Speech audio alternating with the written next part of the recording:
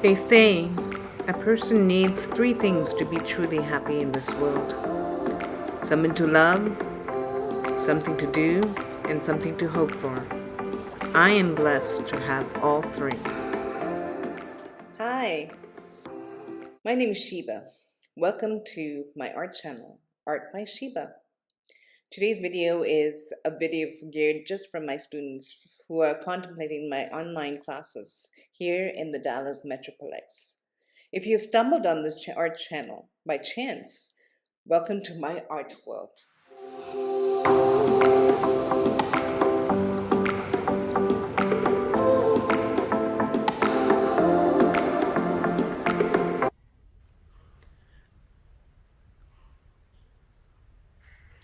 So you bought all the things on the list, so now what? So this video is going to give you an idea. Okay, so let us address some of the things on the list. And the first thing we're going to address is the paper.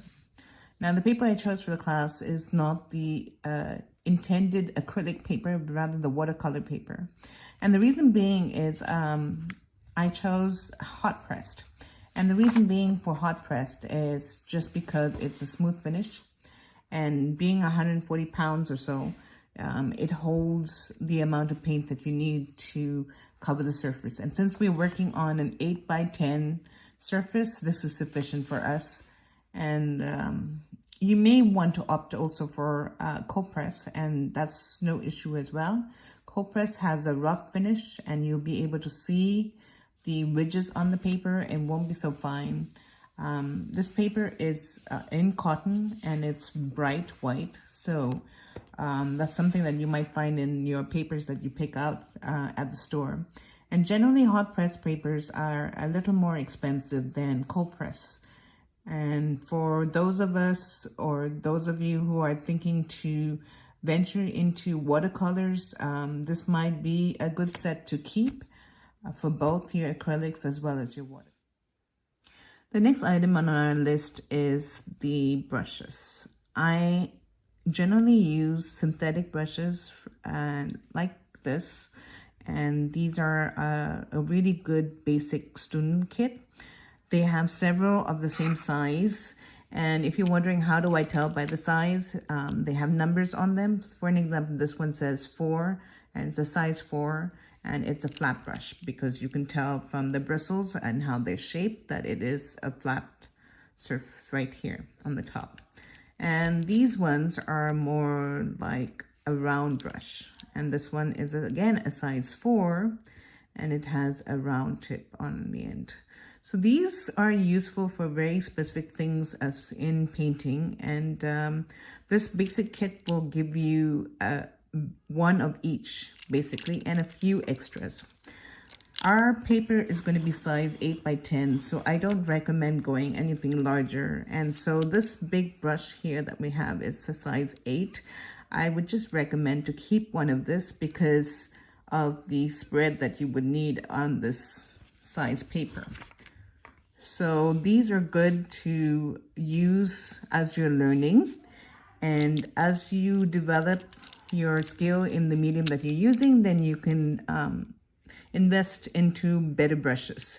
These again are synthetic brushes, and they're not going to be made for any lasting moments. You are going to find that your bristles might wear out and come out as you clean them. I don't also recommend that you keep them soaked in your jar of water overnight or many days at a time. This actually loosens the bristles from this metal plating here that we see on the brushes. And if you want to keep your brushes to go further, I have added an extra conditioning cream that I use, or a soap that I use, kind of like this one here. It is called a brush cleaner, and it's fabulous at working at all types of paint. It does says here that it cleans oil paint, watercolors, acrylics, and stains. So this is a fantastic cleaner to use, and it preserves and conditions your bristles on your brush. Now this is something you will find on Amazon. I'm not recommending the company or anything. It's just something that I have found that actually works. If you don't want to spend anything more, plain soap would just work just as well.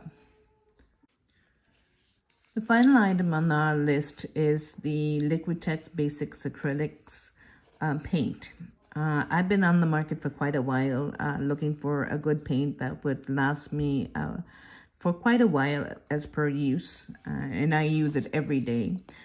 And these paints are pretty much a good standard for learning basics, and I would recommend them just because of the sizing as well as the quality and the brightness of the paints. They do go well on all sorts of sort of surfaces. So if you're working on wood and you want to paint on wood, this is also fine for that. And coverage is really good as well. They also come in these tubes, which are fine. I'm not a huge fan of them, but they're better than the steel tubes that I have seen in other brands. So the only reason is because you could have to squeeze right through all the paint that gets stuck right on the top here. So apart from that, I would say these are very good set to purchase. You may find them in tubes of 6 or tubes of 8, and it goes all the way up to 50, 60 tubes of different colors. I would recommend starting out with tubes of the most basic. You can start up with tubes of 12, or you can start off with tubes of 6 and actually learn how to mix your colors so that you can get the shade that you want. And that's something I would give you as a tip. So with all that you have heard on this video, I hope this helps you to start your art journey. Let's get painting, shall we?